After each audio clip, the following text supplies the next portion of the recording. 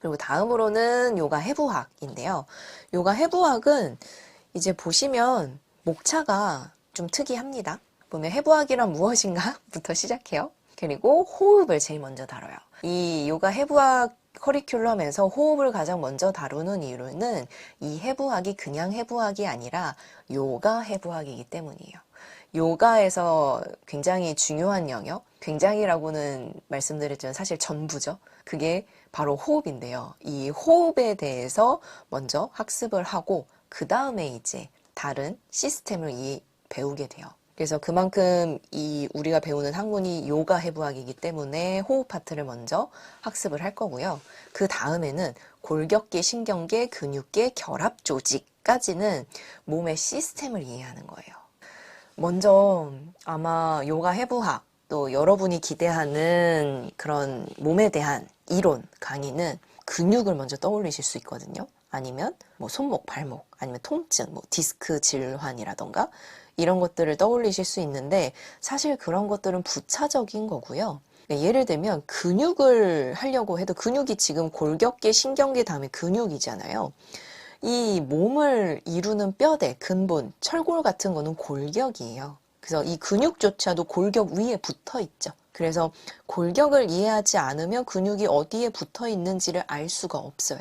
그래서 골격계를 가장 먼저 공부를 할 거고 그 다음에 이 뼈를 움직이는 게 결국 근육이잖아요. 근데 근육은 그냥 움직여지지 않아요.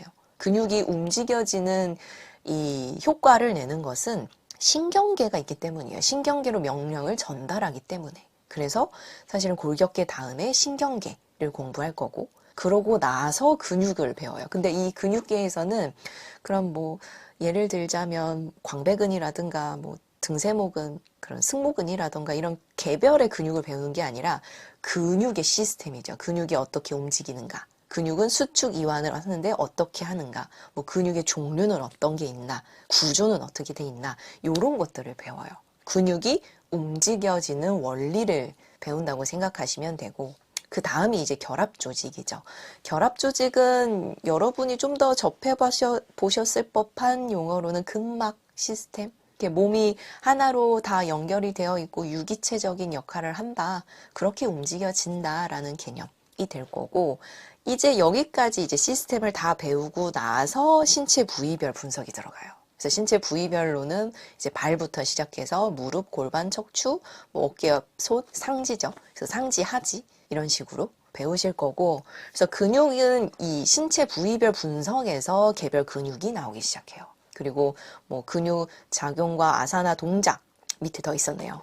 보면 이제 체형 변화 여기서 이제 체형을 다루고요. 그래서 체형 변화의 원인과 해결책 또 뭐 주요 증상 이런 거 통증이에요. 그래서 뭐 손목골 증후군이라든가 좌골신경통, 허리 통증. 허리 통증은 대표적으로 척추관 협착증 또는 디스크, 추간판 탈출증이 있겠죠. 그래서 요걸 하고 마지막에 이제 기본 동작 및 골반 정렬을 이해하기. 그러니까 해부학적으로 후골, 전골, 뭐 비틀기 이런 걸 이해하는 방법을 정리해 놓은 거고요. 그래서 이 절반까지 결합 조직까지 몸의 시스템을 이해하는 것까지가 조금 어려워요.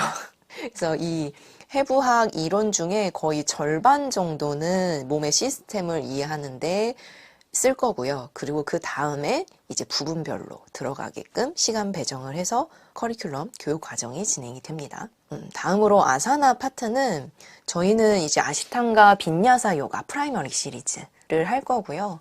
그래서 이 근육의 동작이나 작용, 그러니까 바른 자세와 바르지 않은 자세를 파악할 거고 그 다음에 바르지 않은 자세를 바른 자세로 만들기 위한 예비 아사나가 있어요. 그래서 예비 아사나를 배우고 또 예비 아사나를 해도 점진적으로 몸이 좋아질 거기 때문에 거기에 필요한 중간중간 필요한 이지 포즈들이 있어요.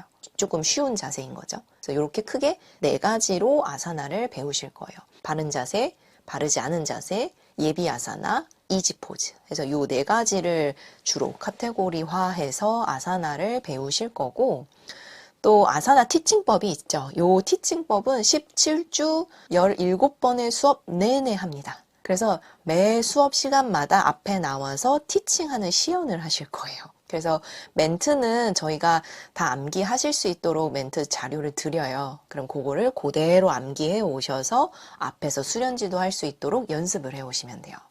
이 멘트 정리된 걸 저희가 드리는 이유는요. 일단 첫 번째로 초보자의 경우에는 그냥 이런 정리된 멘트 없이 수련 지도를 하면 멘트가 너무 장황해져요. 그리고 불필요한 말들이 많이 들어가게 되고, 그래서 이 정제되고 정제된 멘트를 드리는 거거든요. 저희가 교육을 한 지가 13년째잖아요. 그래서 그동안 쌓인 노하우와 이런 정제된 멘트를 집약해서 넣어드렸어요. 그래서 그 멘트를 그대로 암기해 오셔서 수련 지도를 해보시는 걸 처음엔 추천해요. 그리고 이 내가 암기한 게, 그러니까 모방이죠. 모방한 게 익숙해지면 그 다음부터는 내 스타일이 나올 거예요. 그래서 아무래도 처음에는 모방이 가장 빠르고 가장 완성도를 높일 수 있는 방법이에요. 그래서 처음에는 모방을 많이 하시고 그 다음에는 내 스타일을 좀 찾아가는 방법. 그렇게 해서 티칭법을 하시게 될 거고, 이 저희 교육 과정이 끝나고 나면 아시탄가 빈야사 요가 프라이머리 시리즈는 다 수련 지도를 하실 수 있을 거고, 또 그러면 이제 다양한 프로그램을 배울 순 없는 거냐라는 궁금증이 생길 수 있어요. 예를 들면 뭐 빈야사 수련 지도라든가 하타라든가 힐링이라든가 아니면 뭐 사이드 코어라든가 이런 좀 근력을 기반으로 한 요가 프로그램 등 이런 것들은 지도를 할 수 없는 거냐라고 하실 수 있는데, 일단 저희가 예비 아사나로도 다양한 동작을 배울 거예요. 이 요가 아시탄가 요가에서 다루지 않는 자세들은 예비 아사나라는 걸 통해서 배우실 거고, 그리고 저희는 어떻게 보면 물고기를 잡는 방법을 알려드려요. 이 아사나 티칭, 특히 아시탄가를 통해서 물고기를 잡는 방법, 아사나를 티칭하는 방법을 알려드리는 거예요. 그러면 이 방법을 배우시면 그 다음에 응용은 학생 스스로도 가능해요. 그래서 충분히 저희 아사나 수업 지도를 잘 받으시면 하타도 수련 지도를 하실 수 있고, 빈야사 당연히 하실 수 있고, 뭐 힐링이나 가벼운 스트레칭 같은 수업들 구성해서 하실 수 있고, 또 근력 기반의 요가 프로그램 구성해서 시퀀스 짜실 수 있고.